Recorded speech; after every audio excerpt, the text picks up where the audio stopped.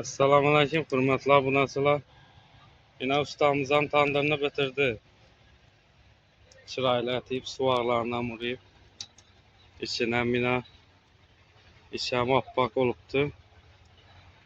Ha, Zafar usta, harmag'asa.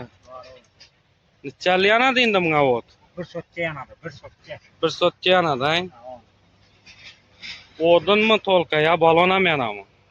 Odun. Ha, odun bilan pishiratsang. Yine odunlarni kesib qarshi yakib turibdilar. Kime tandır gerek olsa, ustanopga gerek olsa, telefon numeri kaldıramız, zakaz etaverasizlar. Pişirilgan halda Zafer ustam ishlayveradi. Qalasangiz da spasini ham ishlab beradi. Shunab chiroylatib bitirib beradi. Garantiya beriladi tandıra.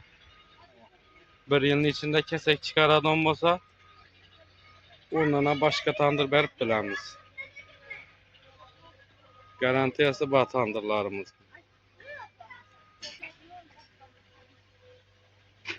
50 kala sarı vida kurt tutmuş bunu.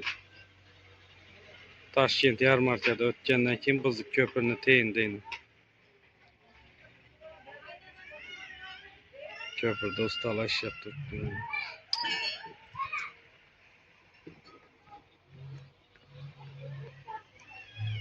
Jatti Zafar usta yanib turibmichi?